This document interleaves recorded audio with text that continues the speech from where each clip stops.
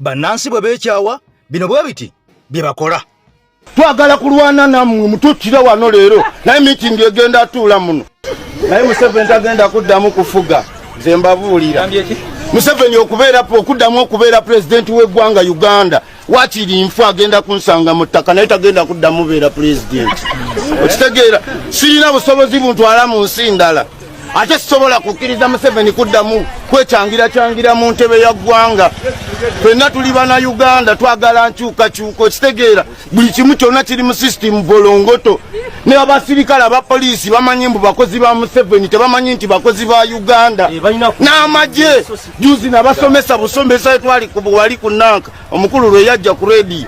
ne mbagamba muli bakozi ba Uganda temuli bakozi ba Museveni ate mulina okimanya mu abasirikale abapoliisi abali wano mulemenga kwetika mayinja nga temumanyi mirimu gyammwe okitegeera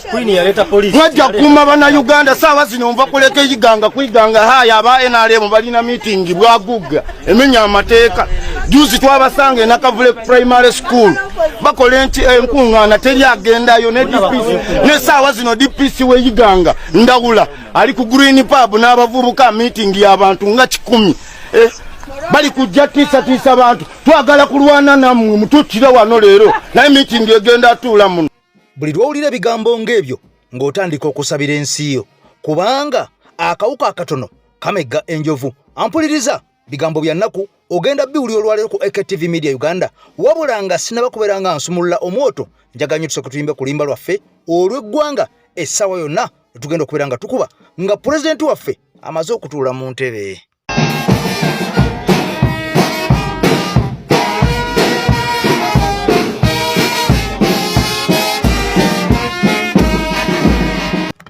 Kakati nno eggwanga eri Amerika wenjogerera nga limaze okubeera nga liisa ekiwandiiko mukwano gwange mpuliriza ekiwandiiko kiri nga kigenze kubeera nga kiyita ku General Muhoozi Kainerugaba okusinziira ku bigambo bye yayogedde bye yategeeza ku ambasada ow'eggwanga eryo atuula mu Uganda. Kakati nno omusajja amayitwa nga Honorable Joel Ssenyonyi ono nga leader of opposition ebigambo bivuddeyo lwaki abasajja bamulwanyisa lwaki abasajja bamufuukidde akayinja mu ngatto lwaki abasajja ba MP aba NUP byennyini bamufuukidde ensanafu ogenda bitegeera lwaleero omanye nti gw'oyita naye yakuba akabazi ku mugongo kyokanga mu ngeri y'emukwano gwange omukutu gwa muntu wa wansi mukutu gwa nkyukakyuka gwa muntu anyigirizibwa omuntu yenna anyigiriza munnayuganda guno omukutu bwe bawa oli mu bukyamu. Kakati nno gwe anyigirizibwa nkusaba osubscribe ku mukutu gwaffe buli waka waffe obeere nga tomusubwa olwo ng'ojja kumutegeera bulungi nnyo. Kakati emisango egigenda mu maaso mu nsi Uganda miyitirivu nnyo wabula mingi egisalibwa abalamuzi ng'abalamuzi bano oluusi bamaze kubeera nga bali ekyojja mu miro kyokka mu mbeera eno bangi abalidde ekyojja mu miro nga bamu baakubwako dda natti amawanga aga Bulaaya nga n'abataakubwako natti wadde baalyanga enguzi naye ng'embeera yabatabukira dda. Kaakati bali mu kyalo bakutte enkumbi. Waliwo omulamuzi gwenkuleetedde wano yasala omusango ogwali omunene nnyo bannayuganda bonna ne beewuunya nti omusajja ono ekyamazima asaliriza era omusango guno gwalimu mbu kyekubiira era ne yagusalibwa yagenda deruzira musajja wattu agenda kuvundirayo mpaka lwalifa wabula ng'omulamuzi eyagutulamu okugulamula essaawa zino yaddadda mu kyalo ali ku nkumbi alima ebigambo byamwononekera dda. Kaakati nno waliwo abantu abadde bayingira struggle oba giyita enkyukakyuka wabula nga bano banoonya mbunoonya nsimbi. Kaakati bano nabo bamaze dde okubeera nga bafuna eddagala lyabwe era mukwano gwange ogenda kubeera nga obategeera wabula video sooka ogimpere ekigalo era ompya nkusaba osubscribe ku mukutu gwaffe okimanye nti otambula n'omusajja amayiddwa nga Muzeeyi Waswa omuluuta nsozi. Kaakati ono nga ye kafulu mu mbeera ekalubye bwe bw'olaba ng'embeera eganye eya buli kala ne bw'obanga oli Bulaaya koona ku nnamba eyo ebigambo ajja kubeera nga bitereza. Kansoke nkutwale wa loopu omanyi lwaki abasajja bano Bamatheyasi Mpuuga ne Kakiriki kaabwe balwanyisa omusajja ono kubanga waddala ddala bukya lubanga lwa Mindi tetufunangako loopu waddala ddala bonna babadde bakolera Museveni nga batubuzaabuza nga batulimbalimba. Kaakati lwaki ono bamulwanyisa ansa yeno wansi wano kubanga ekigobwa Ssenyonyi ku commission obutagendako kufuna opposition loopu gwe basusufunako waddala mu bano bonna babavuganyiza nga babateekako embeera loopu kigo baali bagobye loopu kigo baali gwe bagana oyita kakiiko olw'okuba nti batemaatemanga bonna. Ssenyonyi ku mulembe gwe wetusoose okumanya nti palamenti mu kakiiko bino bye biyita babba bwe bati tubirabidde ku guno omulembe bampuga tebabitulaganga nga bewaana kuteesa naye mukwabwana kwabwe okuteesa ojja kwesanga bonna ababadde bakola abo n'ebibiina ebadde bagamba nti bigundivu bivuganya mu 7 nga byonna ebadde akademe ya NRM. Bwe tuva mu kulonda leader of opposition ne baleeta ate NRM eyinza okufujjirira ne baleeta gundi kitegeeza tugenda kulonda president. Kyekiddako kino wekimala okuvaako anti buli omu agambye nti gwe kikyolaba emabega kino wekimala okuvaako ekyokukyusa leader of opposition ekiddako kiba kyakulondera president mu parliament. Kati buli muntu ajaganya wano gwejaganya ng'okimanyi nti tebakomye kujjako Ssenyonyi buyinza naye naawe oba obwerondera bwe bakuggyeko kyekiddako kubanga bakipimye dda nga tebasobola kuwangula kalulu mu open play. Kati wikizi balina okukaza gye basobola okugulirira ekimala kubanga bano balumu bagulika bannandala mafaabi bagulika okiwulira abo bonna bakola ki bagulika bano bakatuntu bagulika basumani basalirwa bagulika basemuju bagulika bampuga bagulika ebitaano bibamala kakati kitegeeza olwokuba bibamala kye bagenda okukola bagenda kutayiza bano era nga gwe bateekawo gwe balonda abakkiririzaamu. Kakati nno ebigambo bino byetuzenga twogera enkya n'eggulo ku mukutu gwaffe wano ogw'enkyukakyuka ku Honorable Joel Ssenyonyi bukya musajja wattu atuula mu ntebe abasajja kasaba amanya nti ono yagaana okulya ensimbi bagezaako n'okumuwaayiriza mbu yalya biliyoni namba ne miliyoni 7 ne bamujotekako amatu g'embuzi okumuliisa engo wabula bino byonna byagaana okukwatayo era akatambi nakabakolera ng'omusajja Mpuuga aweereza Dini Bowa Sava audio ng'amugamba w'okutte weewo yongera okusiga omusajja ono akasa kubanga omusajja anemesa w'ofiisi omusajja afuusa akayinja mu ngatto omusajja atufuukidde ttabu mu parliament. Kakati nga bonna bwe mukimanyi nti bano ba Dini Bowa Sava bakolera musajja Mwami Museveni ne Bampuuga balumu n'abalala. Kakati bano be bafuusa ekyonga n'okulonyiza Honorable Joel Ssenyonyi. Kakati byonna byonna kasaba alabanga biganye ne bagamba tuleete ekiteekateeka tukiyise mu parliament. Kasita Anitanet Amongo speaker parliament akwatagana naffe ne Tayebwa deputy speaker. Kakati bano engeri gye bakolera Mwami Museveni baleetawo oguteeka ogw'okulwanyisa omusajja Maidwa Ngalopu Joel Ssenyonyi ave mu woofiisi. Kakati oguteeka guno bagukuusa enkya n'eggulu era nga guli ku sipiidi ya yiriyiri okulaba nga baguyisa omusajja ono mbuloopu alondebwe nga bulondebwa. Bano nga beerabidde nti essaawa zino bakikola lwa Honorable Joel Ssenyonyi kubanga babawadde ssente naye Honorable Joel Ssenyonyi ajja kutuuka ekiseera kye ave mu woofiisi kubanga bano baatya nti Mwami Kyagulanyi akyayina amaanyi mangi nnyo mu opposition. Bano era nga bakimanyi nti n'okulonda 2026 bwe kunaba kutuuse era bwe kunaggwera Mwami Kyagulanyi yajja okusinga ababaka abangi era bakimanyi butereevu nnyo nti yajja okukwata ekyokubiri. Nga bano beerabidde nti ate bukulonda kwa 2026 bwe kunaggwera Mwami Kyagulanyi ayina kutuula butuuzi mu ntebe yagenda okubeera pulezidenti ow'eggwanga Uganda kubanga ne kalulu akaggwa ono yasinga wabula babba mubbe. Ffe kye tumanyi ku luno teri kalulu kagenda kubbibwa kubanga tukimanyi nti ono yagenda okusinga ne Mwami Museveni. Kati abalowooza nti ajja kukwata kyakubiri balonde roopu gabasaze bajja kubeera nga bo beerondamu bweronzi byabwe ng'ate gavumenti bali ya Mwami Kyagulanyi kubanga yajja okuba mu ntebe. Kakati bano nga bagamba nti bw'anaakwata ekyokubiri ajja kuddamu alonde Honorable Joel Ssenyonyi amuzze mu woofiisi ey'obwaloopu abalemese okubba kwabwe ssente. Kakati bano kwe kuleetawo ekiteeka kino nga 2026 tannatuuka babeere nga bo bagamba nti omuntu anabeera nga loopu tujja mulonda nga bulonzi. Era temwewuunya mwenna nga Mathias Mpuuga ate akomyewo mu parliament ng'agaanye okwesimbawo ku bwa pulezidenti nga bwe babadde bategeezezza aba DP Buloko. Era waliwo akabanja kategeezezza nti Mpuuga bajja kumwegattako afuuke pulezidenti waabwe akwate ebbendera wabula bino byonna byandibe ebyappa. Mpuuga ono ayinza okukomawo Masaka yesimbewo ku bwa MP asobole okuddamu okubeera loopu kubanga ekiteeka kino bwe kiyita bagenda kubeera nga mu parliament balonda bulonzi loopu. Kakati jjukira nti mu parliament bagulirira aba opposition era abasingayo bonna babawadda ssente mwabalabadda nga bakkiriza mu Mpuuga era ono eyava mu bantu. Kati njagala nnyo mukwano gwange omanye nga bwe nkunyonyodde nti abalamuzi bangi abaava edda ku mulamwa wabula omu ku bo eyava ku mulamwa n'asalira omusajja omusango ne bamusiba amayisa nga kigambibwa mbu okusinziira ku batuuze mbu ng'omusajja n'emisango teyagizza. Njagala olabe gy'ali omusajja ali ku nkumbi ali maddala mu kyalo. Omulamuzi eyali mu musango gwa Kato Kajubi era eyamwejjereza omusango nti talina musango yoyo gw'olaba ku booda Omwami Moses Mukiibi mulamuzi nno mu kkooti enkulu yasoma ebitabo ali ku boda n'amatooke ge mabega abajjako omwana obulago nabukeera ne Umar Kateregga gavumenti nga tebasingisiza musango nga tebejjereza musange kkooti ate gavumenti negamba nti bagenda okulumiriza Katoka Jubi inti ye yabatuma okutta omwana oba ekyo waliyo kirabi omuntu tomusonyiye musango gwakutta eyajjako obulago naye ate omuleesi mbwabeera omujulizi wa gavumenti okulumiriza ono mbu ye yabatuma okutta omuntu wali omusonyiye omusango nyongera okutegeeza nti Katoka Jubi tattanga ku oyo mwana era tabatumangako ogwo gwali muzannyo gwa Kayihura nga aguzannyira mutabani wa Museveni gwe bayita Geoffrey Kamuntu kubanga Katoka Jubi yali alemedde mu ddiru y'okuleeta amanda ga Tiger Head wano mu ggwanga ekibagezanga ko ne bakikulima n'ababisomesa mu CRI bangamba babisomesa abaana that is bogus toyimiriranga nga wasoma ng'oyogera ebintu by'ekisirusiru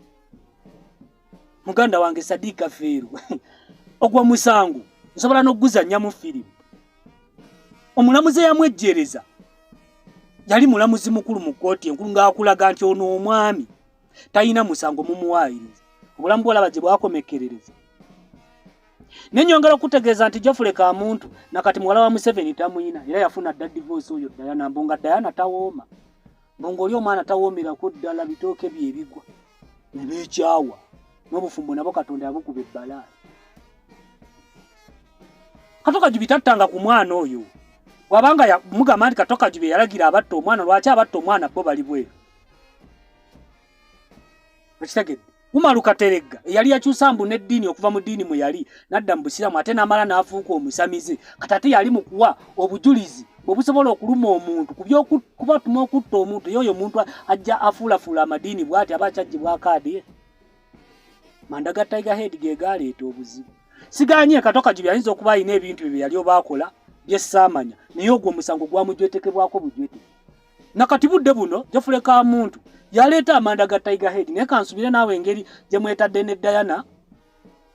budde bwonna naawe amanda gayinza okukulema ye tukyalabira amanda gakyatuyamba kyenyi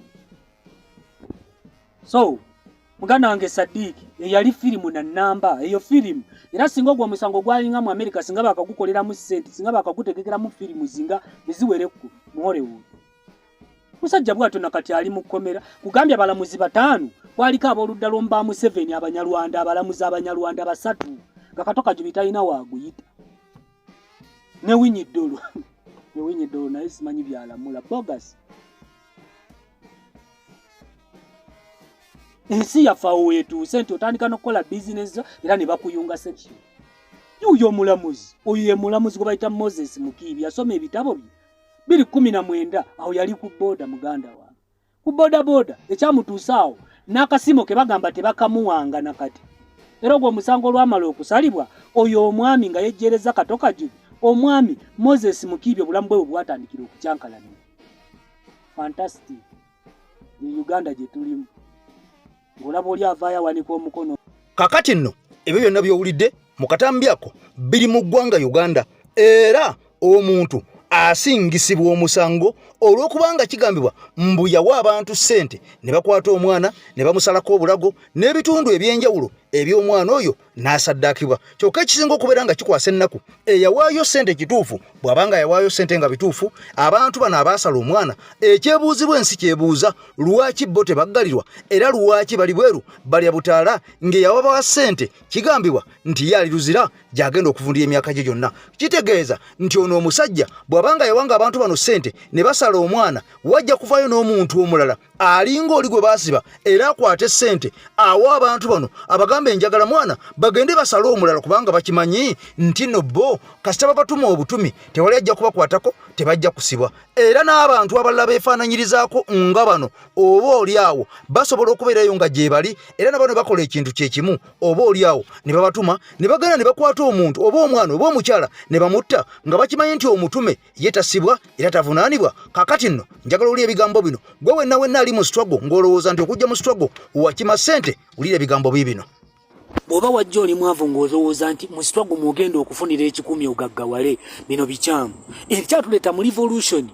nsonga ndala nnyo nsonga za ggwanga so buli wogamba nti nze tebalina kye bampa ate oba nze tebalina kye bampa kati bakuwa eki ekitegeeza osobola okukula n'okutuuka awo nga wasoma naye nga ate tumanyi kigambo ekitegeeza struggle tomanyi lwaki tusitwagulinga ku lw'ensi yaffe tetusitwagulinga ku lwansawo yaffe nti anze kasita bampaayo nga nsirika byennyini bye tuli mu kugobawo ebyabampuuga ate era namwe bye mwagala okuzza buli muntu wano ngwe wayingira sitwago okozesa datawo okozesa buli kimu kikyo naye tokikozesa lwa muntu nti gweoyagala his excellence Robert Kyagulanyi atule mu ntebe abeeko ne kyakuwa no omwagala atule ku ntebe because gwamulabamu obusobozi bw'okufuuka omukulembeze w'eggwanga alijje mu ddubi bano ba Museveni gye baalisuula twetaaga amalwaliro amalungi tuve mu malwaliro gano agaagwa okufuna amalungi nga mulimu eddagala twetaaga enguudo ennungi twetaaga amasomero abaana bagenda okusomera amalungi nga ne basoma birimu amagezi twetaaga omuntu okubanga azizza omusanga avunaanibwa so ate gwe baguzizzaako nga yavunaanibwa twetaaga eggwanga eritambulira wansi w'amateeka twetaaga eggwanga eritambulira wansi wa constitution yaalyo kyekyatuleeta mu bino ebintu bya revolution okulaba nga eggwanga likyukira wamu because eggwanga bwe likyuka wabeerawo amasomero mwana wange tagenda kubonaabona na education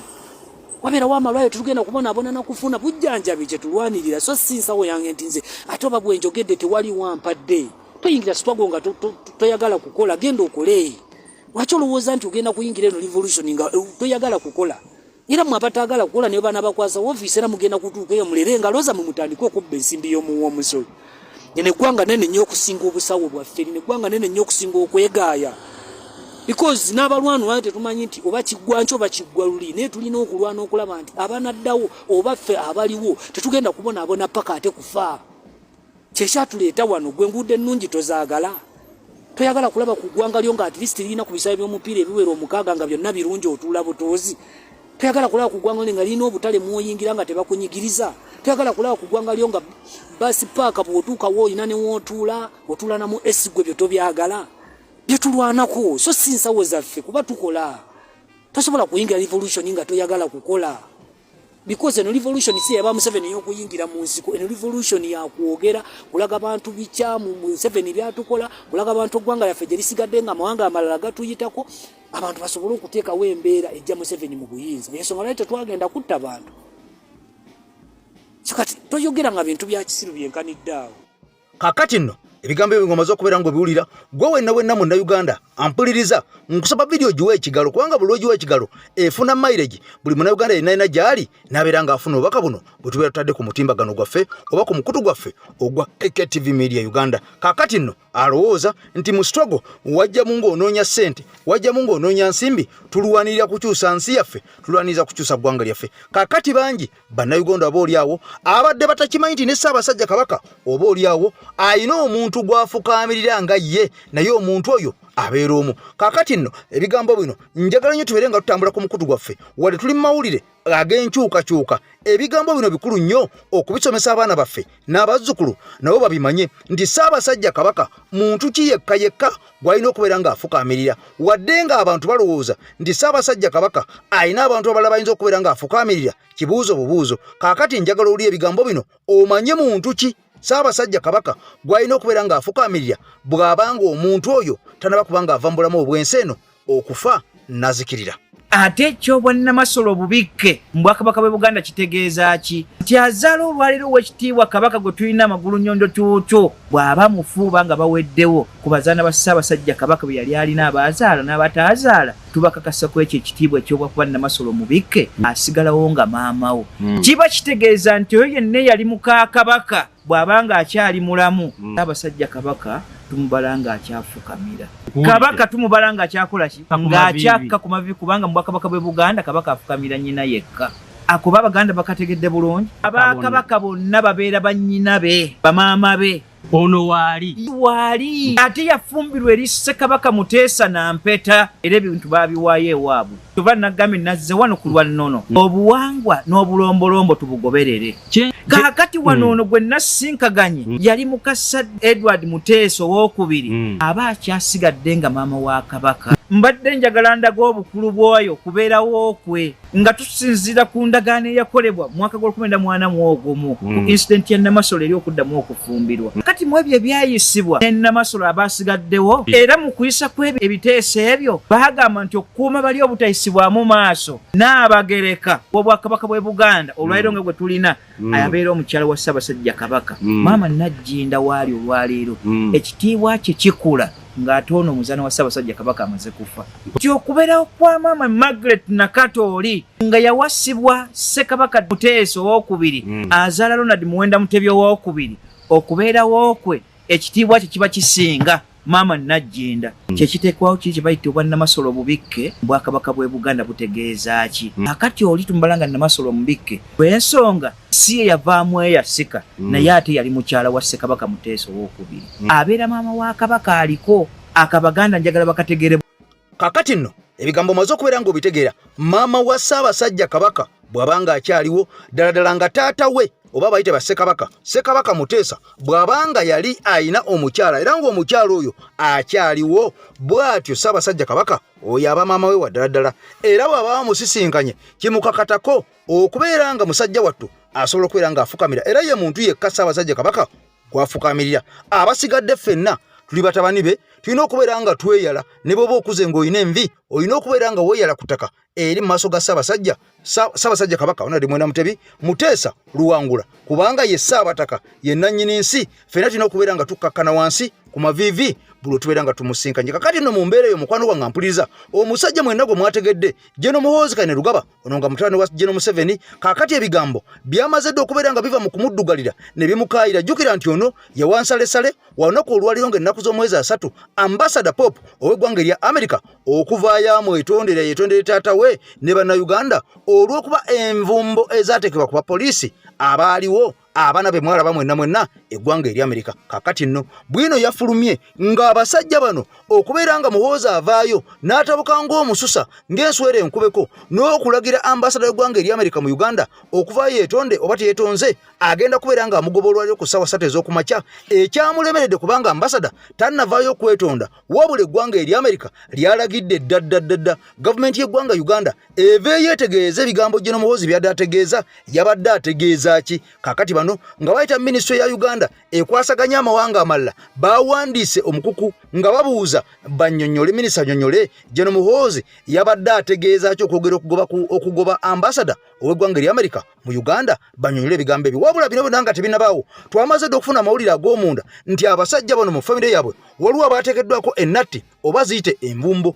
Wabula nga kino kyonna okujja abasajja mu ggwanga eri America abatuuze bannayuganda babadde tebatudde era nabo nga babanja nti twagala envumbo za Muhoozi twagala envumbo za Museveni. Kakati abasajja bali tebabadde babi ne bawuliriza ne bagaa nti okuteeka ku Muhoozi oba okuteeka ku mwami Museveni katuteeke ku b'oluganda lwabwe envumbo. Wabula envumbo ze babataddeko zabadde za kyama ezaatedde abasajja bano okubeera nga boogera ebigambo ebitajja ku pate ba Jeno Muhoozi Kayine Rugaba. Kankulekeko ku bannayuganda mu ggwanga eri America abaavuddeko kalunsambulira abasajja bano okuteekebwako envumbo. Kayihura, where is Muhoozi's sanction? Where is it?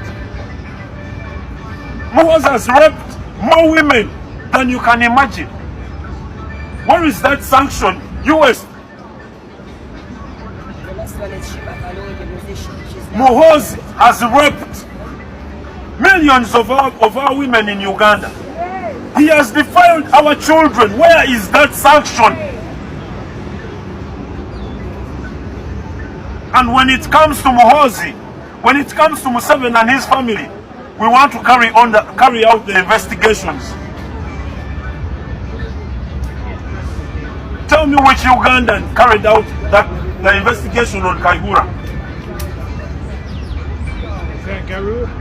Yeah, it's right there. When it comes to Ugandans speaking up, you want us to carry out the investigations and present the proof.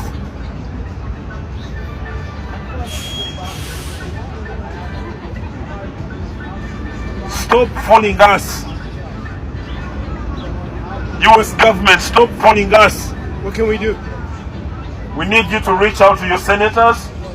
and representatives. We need them to amend to look into the, Africa's US foreign policy on Africa. That policy needs to be changed because it's harboring and breeding dictators. Change from what to what? Human rights over. It needs to prioritize human rights. Okay. Yes. Over interest. Over profits. A representative about human rights over interest. Yes. Over profits. Yes. Corporate. Yeah. Human rights over profits. Will do. Yes. We need to reach out. Thank you. Thank you very much. Kakati nno abo boolabye be bamu ku bannayuganda abali concerned ku ggwanga erya Uganda n'ebikolobero ebikolebwa ku bannayuganda oba oliawo enkya n'eggulu bino byonna mubimanyi okusibwa ewatali misango okukwatibwa ekivandulo okutulugunyizibwa nga bamaze okusibibwa bangi batwaliddwa mu kkooti ez'amagye ate nga bantu ba bulijjo era bangi bagyetokeddwako emisango oba oliawo gye batazza kakati nga bangi babonyaabonyezebwa natulugunyizibwa ne bafuna omwaganya oba omukwesese ne bayesolossa ne bayingira mu mawanga ga Bulaaya kakati nno bino bye bimu ku bizibiti ebyaviddeko abantu bano okubeera nga bakubako ennatti oba envumbo eggwanga ery'Amerika kakati nno bino byonna nga bigenda mu maaso twalowoozanga nti abantu bali kudda oluvuganya gavumenti oba giyite opposition be baliwo okubeera nga batulwanirira ku nsonga nga zino ezigenda mu maaso kakati nno mu ggwanga Uganda wabula waliwo musajja waffe aleese bwino naga nti nabano be mulaba bamukaaku n'abantu abalala bano bonna tebabeeranga ko bali kuludda luvuganya gavumenti wabula bano bonna projekiti ate eza Mwami Museveni omusajja agamba nti gano majibugi buli kulonda okubeera nga kugenda kutuuka Mwami Museveni agabiika kakati okulonda okutuukira nga gamaze okubeera nga galula kakati gano ge gagwamba na Uganda ne galandika okubeera nga gababuzaabuza ne galaga nga agavuganya kumbe gano gabeera okutataganya opposition era nga bwe mulaba abasajja bano olube bavaayo ne batataganya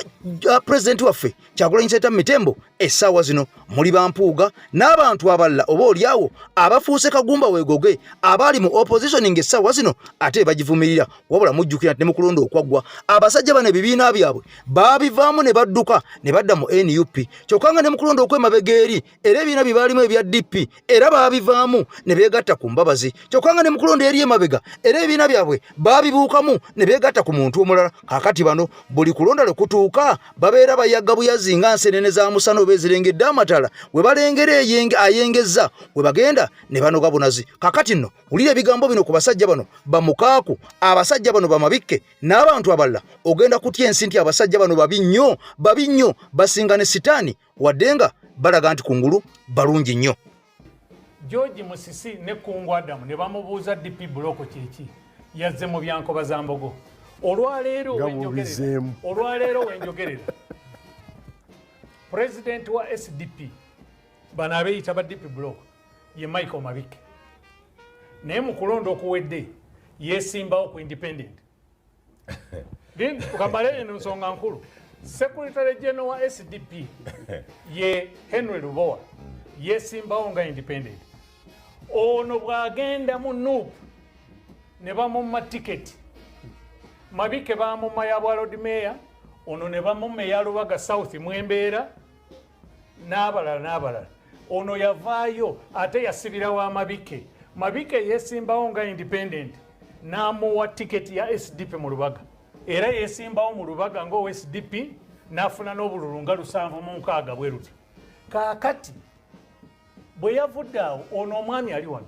yagenze ekira ne yeewandiisa ng'owa DP lenda kamaleyo ekintu kino kuba abalabi beetaaga okukimanya what is DP block okitegeera bwe baatuula ne babaawo olukiiko kuba bano missoni yaabwe ngimanyi ngenda gibabuulira ne wabaawo olukiiko olwa National Council naye tuli ku mulamwa gwe gwatulese oba tuli kukuuliriza obulimi. I think it is a disservice eri abatulaba okusooka byayogera bifu naye ate it is a disservice eri abatulaba kyova olaba omutindo gusse nnyo mu bantu bano ab'ebigenge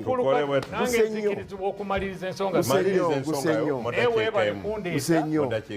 okwambula abakulu bano maliza mu dakiika emu kakati kuba DP block kyeki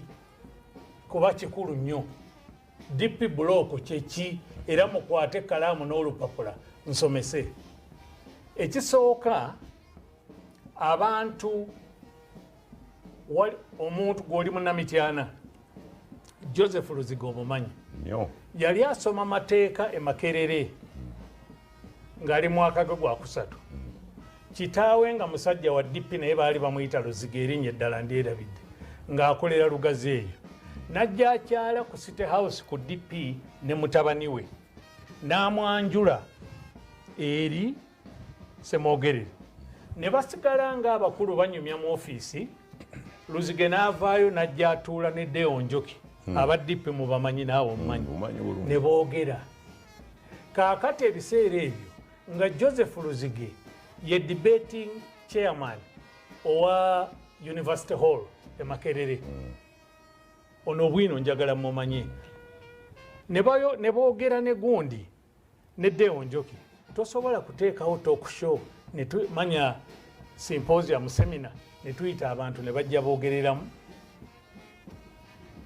Luzige n'agenda akikola kati abantu abasooka okurecruitingibwa mu UID baali basatu omu ye Joseph Luzige omulala ye Rose Namayanja kati ndowooza ali mu NRM n'owokusatu baali bamuyita Lubega naye Lubega Christopher Sono be bantu abasatu abantu abo Lubega Christopher atali ono okitegedde kaakati oluvannyuma abantu abo basatu be baakozesebwa okurikrutinga abantu abalala abaali mu nkoba za Mbogo mukulu mukaaku ajja mu UIDDP ng'ava mu nkoba za Mbogo n'abawandiise wano mukaaku Samu Lubega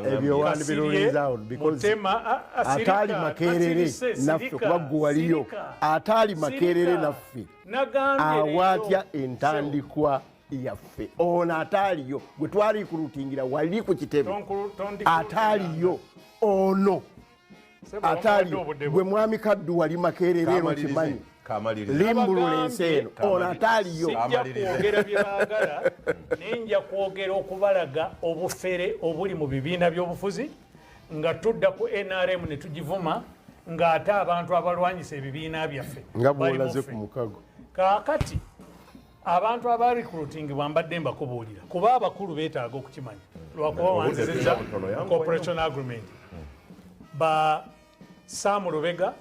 Lulume Kasirye Mutema n'abalala eyo kati kanveeyo ekikulu ndi ku DP block tewali kintu kiyitibwa DP block nga tewali kibiina kiyitibwa Democratic Party lwaki abakulu baatuula ne basayininga ne memorandum of understanding ku lwa DP Norbert Mao ne Siranda be bagisayininga ku lwa SDP Mabike ne Lubowa be bagisayininga ku PDP Abedi Bwanika ne omukyala baali bamuyita mukyala erinnya nja kulijjukira ndibabuulire be bakola ki be basayininga nije ne Derek Motema be basayininga nga omugaso gw'ekintu ekyo ebigambo bino bituuka eri omuntu yenna ng'ebizibu byakukwatira mu manvu ng'ogezezzaako buli wamu okubyetakkuluzaako wabula n'okwotakwota mu gaabwanda omulongo wa Swanga mu Luutansozi akusabye okkalire kubanga Zebulembe okukunaazaako amaziga ng'oyota ku byoto bye kafuumuula bibamba gwe wenna ng'ogobye ku mpapula ezifuluma eggwanga nga byagaana koba ebweru wa Uganda ng'obutuuze bugaanye amaka gakulemye emirimu gitabuse bizinensi ekunyiye omulongo waswaye mutuufu okukuwonya embeera yambula butuulo ng'agenda kukumira ku byoto kuba ku ssimu nooti 752228 nooti 910 awo mube butoola n'omuluutansozi olwo yalambulula ebikutte entimba n'emigadde wanaakuwunzikira nga weeyagala ng'ebiiri gye ebitannaba kugwa kyanku manifesto yaffe ngazi naye ne bw'olaba tuwanika guno omukono guliko engalo 5 manifesto yaffe twagifunza mu nsonga semasonga 5 zetuyita Fist 5 ensonga esookera ensonga esookera ddala bagiyita a people centered government oba government ey'abantu etya ng'abantu be baboosi nga fe abakulembeze tuli bakozi nga tuli basavanti. Si bino omukulu byagamba not your servant, no, fe tubeera basavanti ng'era buli kye tukola kyakuweereza abantu ng'ebyo bikulemberwa okussa ekitiibwa mu nfuga ey'amateeka ng'etteeka likye ligamba kyetukulembeza. Iteeka buli muntu limu eddembe. Iteeka ligamba owa poliisi olina kukola mulimu guno olina kuuma abantu, ow'amagye olina kukola kino, omukulembeze olina kuba servant n'ebirala bifaanana bwe bityo. N'ekirala okussa ekitiibwa mu ddembe ly'obuntu nga munnayuganda bw'abanga Ugandan nga citizen, ssemateeka buli ddembe lyerimuweebwa lirina okukuumibwa, togenda kusanga nga bajulonze eddembe ly'omuntu. Ensonga ey'okubiri, twagala okuleeta kye tuyita equal access to quality health care and quality education. Twagala buli munnayuganda oba mwavu oba mugagga oba wa mukyalo oba wa mu kibuga oba mukyala oba mwami oba waggwanga ki oba wa ddiini ki ng'asobola okutuusibwako ebyenjigiriza, abaana be basobola okufuna ebyenjigiriza eby'omulembe ate nga si bya buseere, nga abaana be oba ye kennyini munnayuganda yina asobola okufuna obujjanjabi obw'omulembe ate nga si bwa buseere nga bwe kyali ng'amalwaliro gakyakola nga gavumenti ekyakolera abantu. Ebyo nno twagala obituukako, ate okwongera okumenyamenyamu ebyenzijanjaba sijja bimenyamu nnyo kuba obudde tetulina bungi, naye njagala nnyo naye of course ebyenjigiriza tujja kumuvinga bumuvinzi budget, tugambe nti sente tetugenda zispendinga nnyo ku security. Wano security kitegeeza tear gas, kitegeeza motoka za police patrol, kitegeeza balo LDU bangi ku kkubo. Twagala ffe sente zandiguze zikabanga zi patrol nga tuzigulamu ambulance, sente zandiguze tear gas nga zigula ddagala. Budget ya sente zandibiddwa zonna zigende malwaliro gaffe, era singa katono covid yasanga gavumenti yaffe gwandibadde nga mukisa ogw'okutereeza amalwaliro gonna ne gatemagana nti covid ne bwe yandiweddewo lazima abannayuganda bandyenyumiriza mu kiseera kino nti gavumenti yakubwa ku nsoloboto n'obwo obulwadde nekola ki neetereza ebyenzijanjaba. Kati ebyokusoma ekyogerako nti nze njagala saagala kutunulira butunuzi nti kusoma luzungu, kusoma literature, kusoma bwa lawyer, kusoma bwa engineer n'ebirala bikulu nnyo, tubyagala nnyo era twagala tusomesa abaana baffe emirimu egiri professional, naye twagala education yaffe gyawulamu emirundi enna ze tuyita 4A's. Emu academics gyenkunyonyoddeko, eyokubiri arts, eyokusatu athletics, n'eyokuna agriculture. Mu arts zinakula nga amasomero gaffe gasitula ebitone, ekitone kino kyolaba ekyokuyimba nakijja ku ssomero nakizimbira ku ssomero, bamaster Owen, bamaster Mwanje, bamaster Eri Sentongo ne bankwatako. Singa abaana tusitula ebitone byabwe okuva ku ssomero nga bakyali, si buli mwana nti agenda kuba lawyer, si buli omuntu agenda kuba engineer, n'ekyo ekitono kisitula okuva ku ssomero, omwana n'atuuka ng'alina ekitone nga bondaba, naye nga n'okuteekebwa mu layini n'okubugumizibwa yabugumizibwa n'ateekebwateekebwa nga munnakitone ow'omulembe ogwa ekyasa ekyabirimu ekimu. Twagala okusitula ebitone eby'ebyemizannyo, tetwalina abaana bakolanga ebyemizannyo, abaana abaddukanga, abasambanga omupiira, ababakanga, naye byonna byonna byafiira mu masomero. So twagala ebyenjigiriza byaffe bibeeremu eyo layini. Ate ekyali kibaddewo sigama tuddamu tugenda kuzuula bizuule, nedda byali bibaddewo byagwa bugwi, byali bibaddewo emabega byagwa bugwi ne biggwa bitya. Muganda wange ebisaawe byonna ebyamasomero birabe bitundiddwa, okiraba naawe okiraba. Ministry ya education ne sports, ze ndowooza bwe mba president wandyawudde n'okwawula ze ministries netubeera ne ministry eya sports yokka, kubanga tulina ebyemizannyo ebisobola okubulula ensi, bisobola okukyusa ebyennyingiza by'eggwanga, bisobola okukyusa ekonomi y'eggwanga, ate nga talanta tugirina, naye talanta tetugifaako. Babokisa babakuba bukubi masasi bazebula, babasiba busibi mu kkomera, aba world champion ba Justin Juko, ba Joe Vegas Lubega n'abalala. So nze obwongo bwange sijja kutunuulira talanta bwentyo, kubanga talanta manye ekyamagero ekigirimu. Anyway, ensonga yaffe ey'okusatu ku manifesto kyetuyita inclusive economic development. Si bantu bokka, si babbeeyi bokka oba bagwira bokka. Ojja kwesanga nga wano munnange investor asinga okubonabo, naye investor aliroko gulinga omusango okubeera munnayuganda nti omugwira bajjamu ettaka lya bwerere bamuwe ne tax holiday, naye ate gwe bakunyigirize. Abaana abasuubula China bagibwako musolo mungi okusinga aba China. So twagala tukikyusa ekyo bannayuganda bannaffe tubayambe okubeera mu economic development nga nabo bali part of the equation. Si bino byamwami Museveni gamba abate GDP ate byakoze bitya naye nga tebireflectinga mu bantu abawansi. Ensonga eyokuna egenda kuba ekwata ku ttaka, ngekwata ku by'obugagga eby'omu ttaka, ngekwata ne ku by'obulimi. Eyo nsonga nkulu nnyo. Abantu bangi babbiddwako amataka gaabwe. Tulina okurevisitinga our land laws n'okumakinga sure tutaddewo measures zonna ezimakinga sure abantu tebaddamu kusengulwa ku ttaka lyabwe oba kukobaganyizibwa. Ensonga ey'okubiri